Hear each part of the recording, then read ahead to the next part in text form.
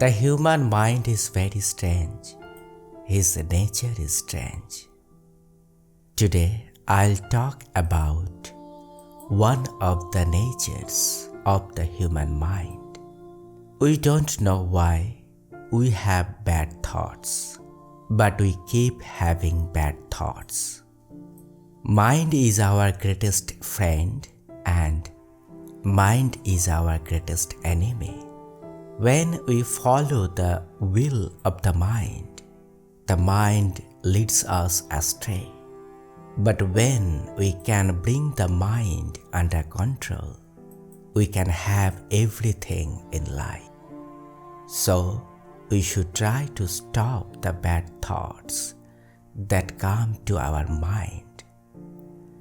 The more we can prevent negative thoughts from coming to our minds, the more positive thoughts can come to our mind. The more we move away from positive thoughts, the more negative thoughts come to mind. So we should control our mind instead of letting it go as it wishes. Once a young man came to Gautam Buddha and said to him, "O Buddha, why do I have such bad thoughts? I don't want bad thoughts to come to my mind, but I always have wishful thinking going on in my mind, and I am tired of thinking about this. I waste my time thinking about these things, and because of these thoughts, I don't get peace. I am always fascinated when I see a woman and I can't stop myself." Gautam Buddha laughed at this and asked the young man, "Do you know what lust is?" The young man said, "No, I don't know what lust is, but yes, it's a very bad thing anyway." Then Buddha said to the young man, "First of all, you have to understand that what is naturally inside us is not bad. It has some importance in life. Lust is not a bad thing. It is only a thought in our mind that attracts us to something and we become desperate to get it.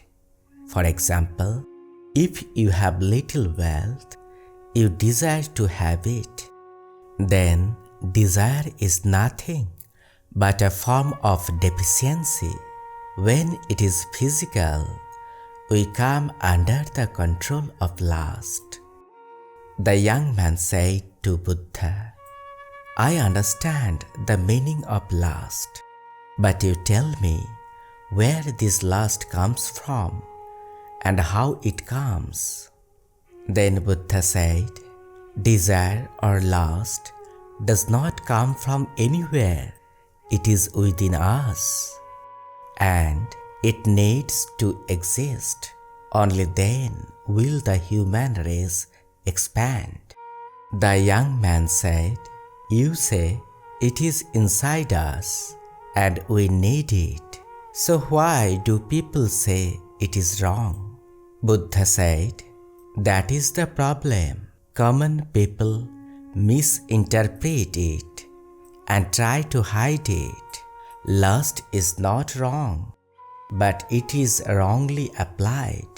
People start living for the one they love, make it their goal to get them, and think about them all the time. But this is wrong. Do you know that even animals have lust?" The young man said, "Yes, even beasts have desires because they have to advance their species." Then Buddha said, "Then why don't we say it is wrong for the animals to have lust?" The young man said, "I don't know, Mahatma. You tell me, please."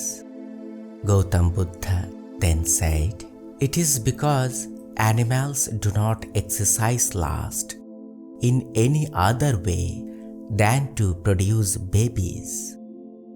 Nature has not given animals the intelligence to make their lust the source of their happiness, whereas man has used his intelligence to make his lust the source of happiness.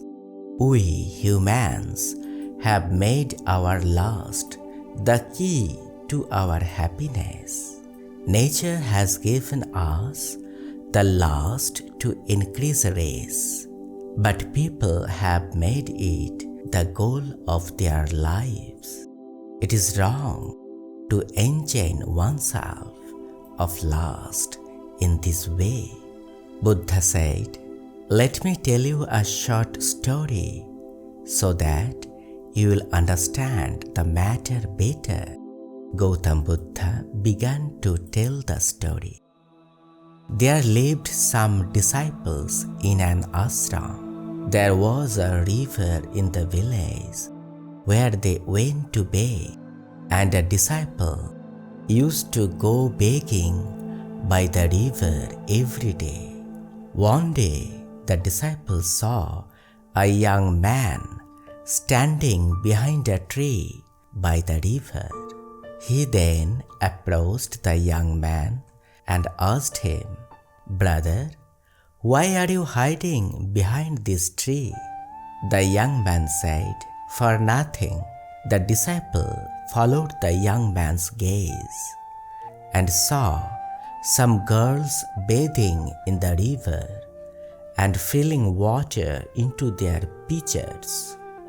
Then the disciple said to the young man, "Here some girls are bathing and filling water from their river. What is there to see?" The young man said, "Hey, don't you see how beautifully they bathe? How soft their bodies are?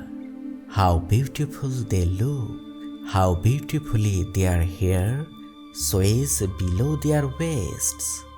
The disciple did not think anything of that kind till now. But hearing the young man's words, he again looked at the river and saw in his mind. It turned out that the young man was indeed right. Then he too began to hide behind the tree with the young man. Suddenly his soul trembled, and he thought, "What am I doing? What I am doing is not right. I should leave now." Then he went from there to the ashram. Returning to the ashram, he began to do his work, but the incident began to flash before his eyes again and again. He started remembering that scene again and again. His mind was longing to see it again, and he didn't feel like doing anything else. The next day, early in the morning, he went out for alms and hid with the young man behind the tree by the river to watch the girls. It became his daily routine. That disciple was not interested in any other work, and he could not do any work of the ashram properly. He couldn't eat or sleep properly. His mind was always restless. Even when the Guru was giving advice, he was absent-minded. The Guru noticed these changes in the disciple. The Guru called the disciple one day and said, "Come, today you and I will go begging together." Then the disciple said, "No, Gurudev, why are you thinking I can do it alone?" Then Gurudev said, "Okay, you go alone." When the disciple left, Gurudev followed him and saw the disciple, after some distance, hiding like a criminal behind a tree by the river with a young man. Gurudev then went behind the disciple to find out what the disciple was saying, and saw that his disciple was watching some girls bathing and filling water into pitchers.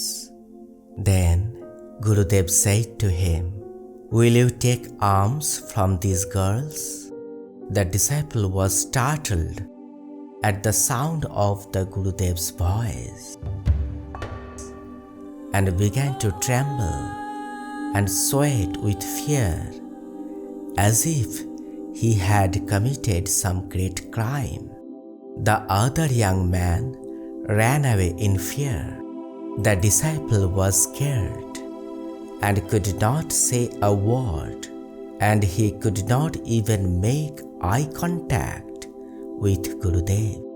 Then Gurudev said, "My disciple was fearless, but why is he so afraid?" Then the disciple said, "I have made a mistake, Gurudev.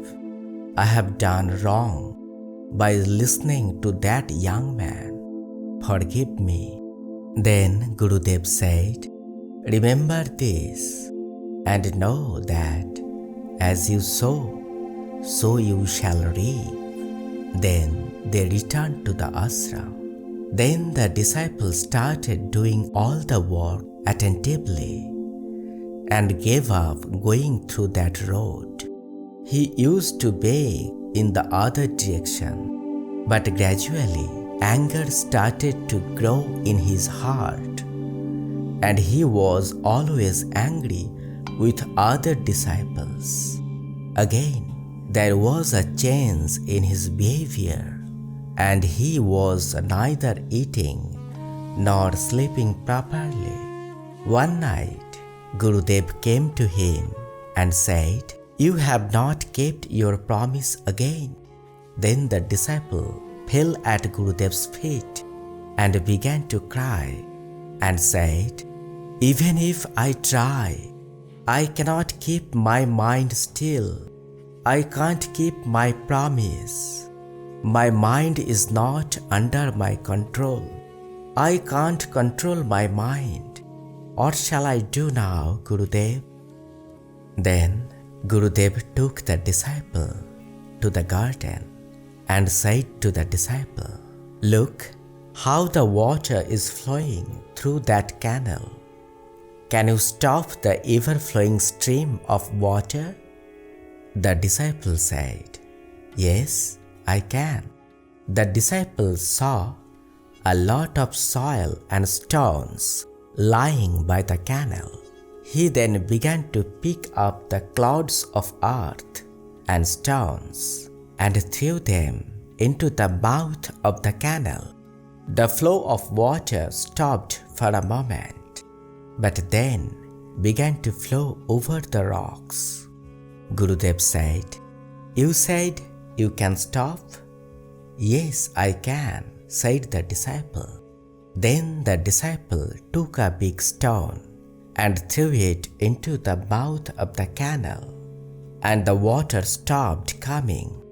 Then the disciple said, "Look, Gurudev, I have done it."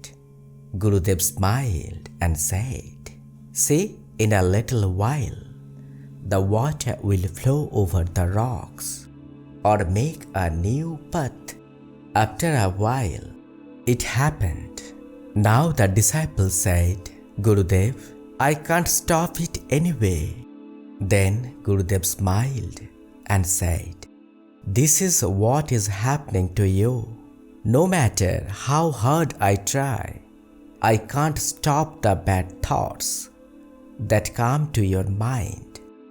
Then the disciple became very depressed and said to Gurudev, "Can't I somehow stop the bad thoughts coming to my mind?"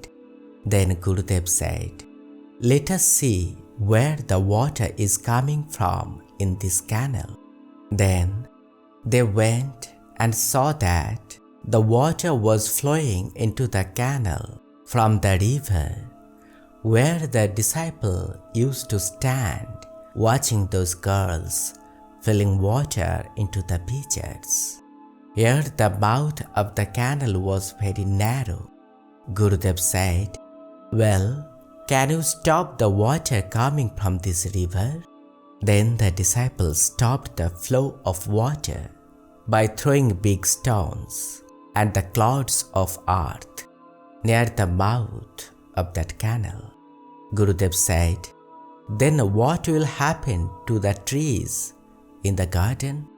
They will die without water. Should it be done?" Then the disciple opened the mouth of the canal again.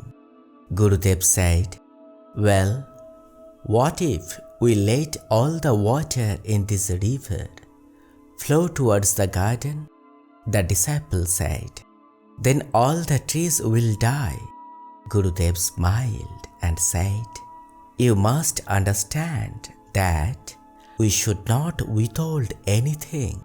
We must always be in control. Just as trees do not survive in less water, trees rot in too much water. Things you try, you don't think about, come to your mind more and more. Just as much as we try not to allow bad thoughts to enter our mind, in the same way, bad thoughts do enter our mind. If we listen to bad people, then bad thoughts come to our mind. But when we are with good people, their words make us feel good. So one should leave the association of bad people and be associated with good people." Now the disciple said, "You are right, Gurudev. I deviated from my path, and from now on I will do the same." The next day he got up in the morning and went to beg along the road where the girls filled water and bathed in the river. Even today, the young man was standing behind the tree and watching the girls fill the water. The disciple then went to the girls by the river and asked them for water, and one of them came and gave water to the disciple and bowed down to his feet, thinking him to be a monk. Then the disciple blessed the girl, and his mind was filled with a sense of self-satisfaction, and a smile appeared on his face, as if he had found something he had lost. Now when the disciple was leaving, the young man came in front of him from behind the tree and said to him, "What's the matter? You are ahead of me?" He went ahead and spoke to them. Then the disciple said, "Looking through your eyes, I have done many mistakes. From now on, I will see with my own eyes. And if you like a girl, without standing behind a tree, go and tell her directly. If she also agrees, marry her, but don't waste precious time of your life like this." From then on, every day, the disciple visited the young man and gave him good advice. Gradually, the young man also began to change, and he no longer wasted his time hiding behind trees. Then, with the help of that disciple, the young man also became a good person. Gautam Buddha finished the story and said to the young man, "Now you understand what we should do. We should shun unwholesome association and always engage in righteous associations. Then the young man said, "Thank you, Gurudev. I understood very well what you told me, and henceforth I will not go astray." Then Buddha said to the young man, "When bad thoughts come to your mind, you should not feel guilty, but you should make arrangements so that those thoughts do not come." Friends, we have to control our mind by understanding the movement of the mind. But if you don't study your mind minutely, you will be disappointed. Surely you have learned something special from today's episode. Let us know by commenting on what you learned from today's episode. Stay well. Thank you.